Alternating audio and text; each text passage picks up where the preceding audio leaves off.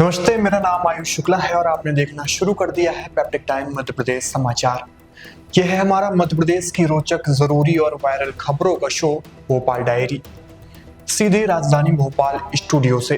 क्योंकि एमपी में हो कहीं कुछ भी, उसका असर दिखाई पड़ता है सीधा राजधानी भोपाल पर। तो चलिए शुरू करते हैं आज की खबरों में क्या है खास।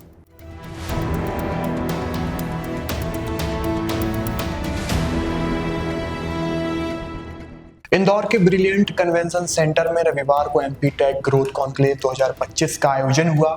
इसमें आईटी सेक्टर के लिए 40 पॉलिसियां जारी की गई। सीएम डॉक्टर मोहन यादव ने कहा कि मध्य प्रदेश को इस कॉन्क्लेव में 20,000 करोड़ के निवेश प्रस्ताव मिले हैं। इसमें 75,000 लोगों को रोजगार मिल सकता है। भोपाल में इलेक्ट्रॉनिक पार्क और इंदौर में आईटी टावर बनाया जाएगा। सीएम ने कहा कि हमने सरकार गठन के बाद तुरंत उद्योग और रोजगार की तरफ ध्यान दिया।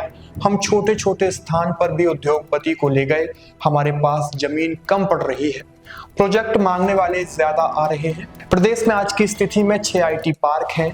हमने 18 नीतियां लोकार्पित की थी। पूरी दुनिया के निवेशक यहाँ आ रहे हैं। इस मौके पर मुख्यमंत्री डॉक्टर मोहन यादव ने Bharat electronics centre Indore, cast annex Jabalpur IT park block B, वॉरकी टेक पार्क इंदौर का लोकार्पण किया। वहीं उद्योगपति दीपेंद्र मिस्त्री, पारितोष मंगल, मनोज मोदी, अनिरुद्ध केला, नितिन अग्रवाल, रोहन श्रीवास्तव, अर्पित कंथाली, सुनीता तांबोली को लेटर ऑफ अलॉटमेंट प्रदान किए गए। इस मौके पर बड़वाई आईटी पार्क और पंचशील आईटी पार्क और दृष्टि आईआईटीआई इंदौर का भूमि पूजन भी किया गया। साथ ही विज्ञान और प्रौद्योगिकी विभाग की 4 पॉलिसी गाइडलाइन जारी भी की गई। बता दें कि आयोजित कार्यक्रम में गूगल, माइक्रोसॉफ्ट, एनवीडिया जैसी बिग टेक कंपनियां सहित 300 से अधिक तकनीकी विशेषज्ञ, उद्योगपति, नीति निर्माता और निवेशक शामिल हुए थे। देश भर में अच्छी बारिश के लिए उज्जैन में 2 राज्यों से आए 25 पुजारी अनुष्ठान में जुटे हुए हैं। वहीं इस पर रिसर्च के लिए मौसम वैज्ञानिक और Indian institute of tropical meteorology Bhopal के छात्र भी मौजूद हैं।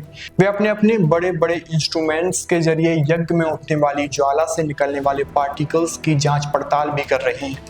देखेंगे कि इस तरह के अनुष्ठान से वायुमंडल में क्या बदलाव आता है। क्या बारिश के लिए इस तरह के यज्ञ कारगर सिद्ध होते हैं? महाकाल मंदिर की पार्किंग के अन्य क्षेत्र के पास 24 से 29 अप्रैल तक 6 दिन सौम्यक सूर्यवृष्टि अनुष्ठान हो रहा है। महर्षि सांदीपनि राष्ट्रीय वेद विद्या प्रतिष्ठान के सहयोग से चल रहे इस अनुष्ठान में महाराष्ट्र और कर्नाटक के 25 पुजारी शामिल हुए। महाकाल मंदिर के साथ ही अनुष्ठान सोमनाथ मंदिर में भी लगातार चल रहा है। उज्जैन में यज्ञ के आखिरी दिन आज सोमवल्ली वनस्पति कुक्टर का रस निकालकर अनुष्ठान होगा।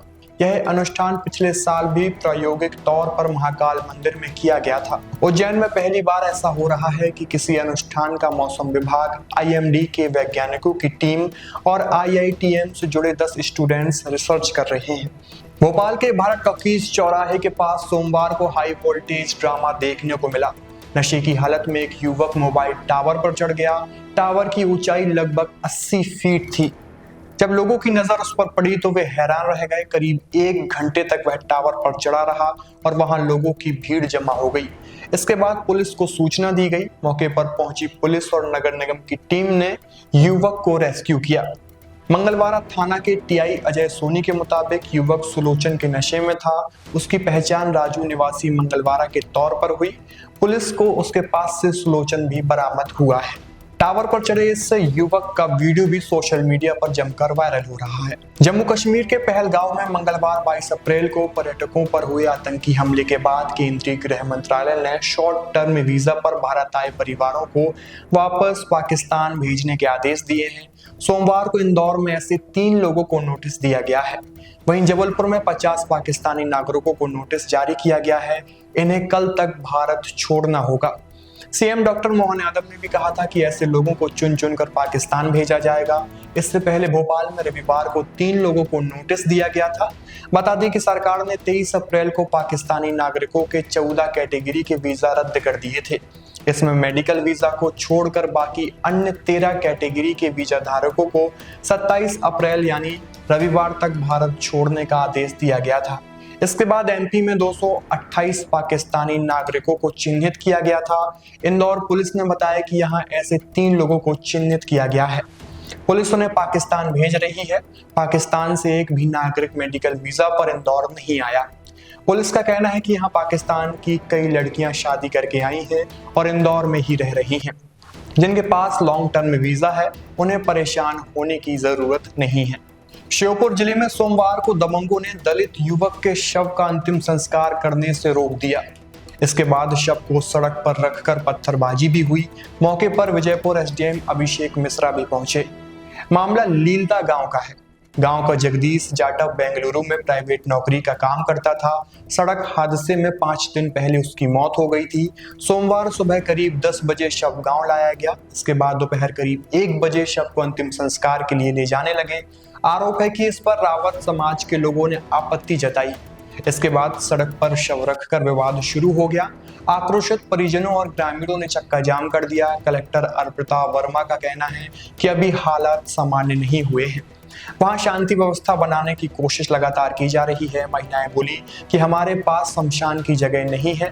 महिलाओं का कहना है कि जाटव समाज के शमशान घाट की जमीन रेलवे में चली गई है। इस कारण उनके पास अंतिम संस्कार करने के लिए कोई भी जगह नहीं है। बेंगलुरु में जगदीश की मौत हो गई थी। 5 दिन बाद शव उसका गांव आया है तो रावत समाज के लोगों ने विरोध कर दिया। रावत समाज अंतिम संस्कार नहीं करने दे रहा है। ग्रामीण सुरेश जाटव ने कहा कि पटवारी की ओर से अंतिम संस्कार के लिए जगह दी गई, लेकिन रावत समाज के लोग रोक रहे हैं। जबकि ये सरकारी जमीन है। रावत समाज का कोई भी पट्टा नहीं है। इस पूरे मामले पर रावत समाज का भी बयान सामने आया है। गांव की रावत समाज की महिलाओं ने कहा कि हम अपने खेत में शव नहीं जलाने देंगे। यहाँ पर फसल उगाते हैं। जाटव समाज के लोग जबरन शव जलाना चाहते हैं। कहीं दूसरी जगह शव जलाएं तो हमें कोई आपत्ति नहीं है। इस पूरे मामले पर प्रदेश कांग्रेस अध्यक्ष जीतू पटवारी का भी बयान सामने आ गया है। उन्होंने ट्विटर पर इसका वीडियो शेयर करते हुए लिखा कि विजयपुर विधानसभा क्षेत्र के वीरपुर ब्लॉक से नफरत की एक और चौंकाने चिंता बढ़ाने वाली घटना सामने आ रही है। आरोप है कि चुनावी हार से बौखलाए रामनिवास रावत समर्थित गुंडे जाटव समाज के लोगों को अंत्येष्टि करने नहीं दे रहे हैं। सरकारी गुंडागर्दी से वंचित वर्ग का उत्पीड़न मध्य प्रदेश की पहचान बन चुका है, लेकिन बेशरम सरकार अपनी आपराधिक चुप्पी पर कायम है। तो भोपाल डायरी के आज के इस एपिसोड में सिर्फ इतना ही। मैं आयुष शुक्ला आपसे विदा लेता हूं। बाकी मध्य प्रदेश की छोटी बड़ी खबरों को देखने के लिए आप पेप्टिक टाइम मध्य प्रदेश समाचार के साथ बने रहिए। शुक्रिया।